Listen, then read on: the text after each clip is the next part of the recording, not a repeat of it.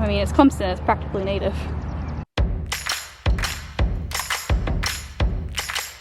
We have a few things left to plant this year. One of them is more just for beauty. We want to get some sunflowers in, so get some of those seed out to take with us. And then we have not planted one of our bean varieties, one of our drying beans, the slippery silks. And we seed saved some as well. I need to go find where we stuck that seed to dry. We have not planted our cowpeas yet.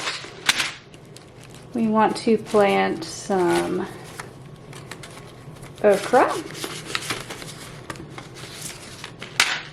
And last but not least, we're gonna get some of our squash in. We seed saved some of this. It did great, it was vine borer resistant, so we're gonna try growing it again. And I still have some old seed from the year before. And if we have some space, we may put some, where is it? Some pumpkins in here.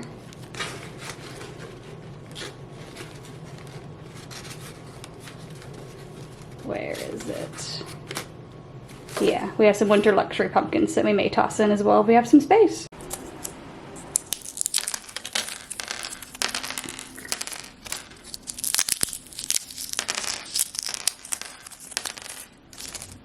So with your beans that you want to use for planting, you're going to want to look for ones that are not deformed or plump, are the right size that you want. Make sure it hasn't like got mold on it or it's gotten mixed genetics somehow with another bean that you have. So I'm in here in some of the beans that we had shelled prior, trying to find some good beans for planting this year.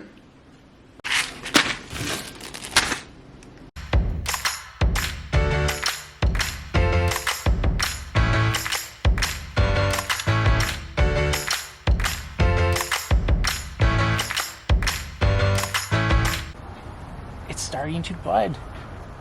Look at that, the elderberry.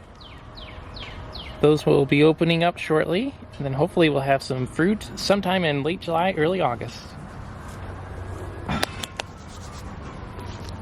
it looks like all the medicinal herbs are doing well. Looks like we got something eating the mallow. Oh yeah.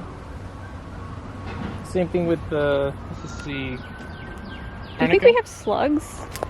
I haven't seen any worms. Neither have I. That might be, they do like the mulch somewhat. The celery just keeps on growing like crazy.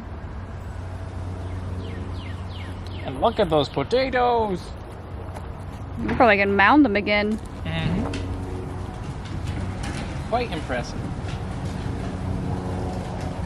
I don't see any potato beetles yet, so that's a good sign. I see some nibbles though. Yeah. Wonder what that is.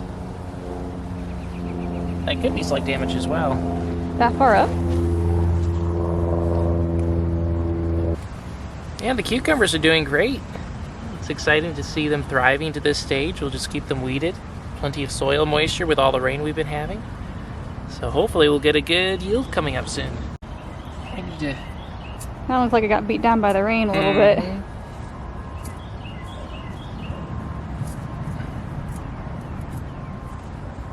There must be a brick or something up underneath these 2 feet.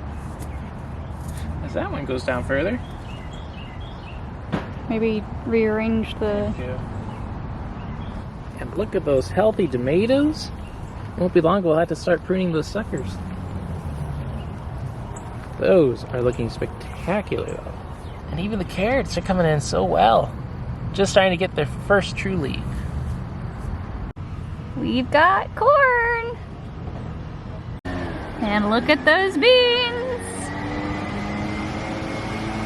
You like it flush with the edge or in a little bit?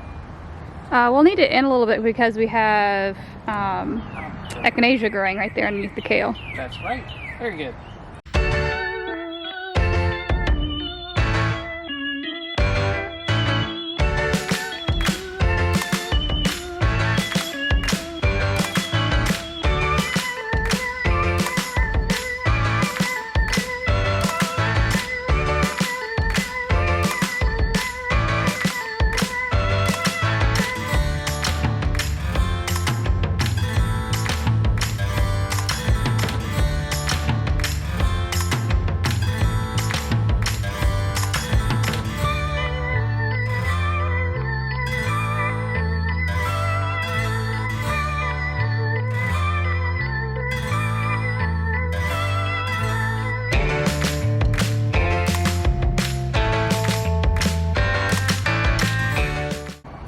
So on the front here we have the medicinal herb row that we planted a couple weeks ago.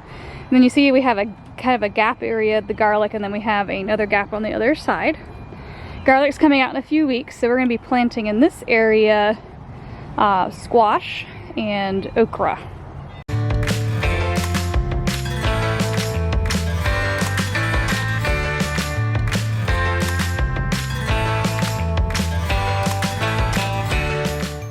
So this is a pumpkin seed that we're planting.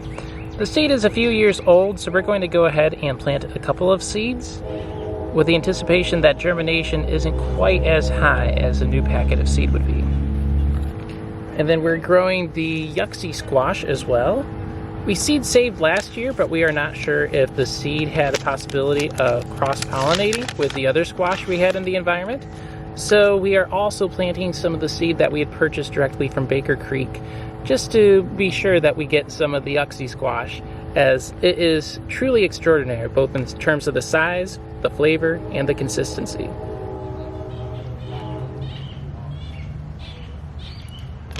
The germination was also low on those, so we will overseed just to be sure to get the germination and seed rates that we need for our garden. As you can see, those seeds look so much better than the ones that came directly from Baker Creek. But they also could be spaghetti squash, so who knows what's going to come up.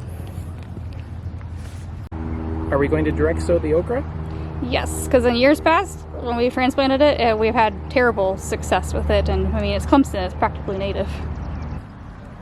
I think one here and one over there. That's a good idea. About here? Yeah, that's about 36 inches apart. About A little less, but it'll be okay.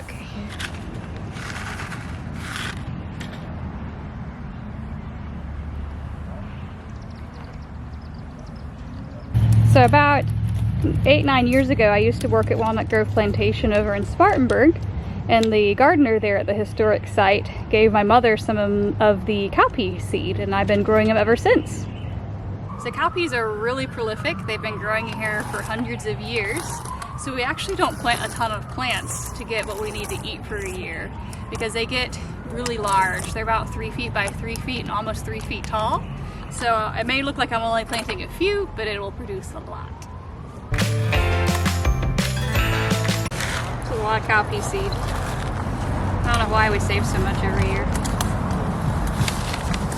So all that's left tonight is doing some more weeding, so we will catch you next time.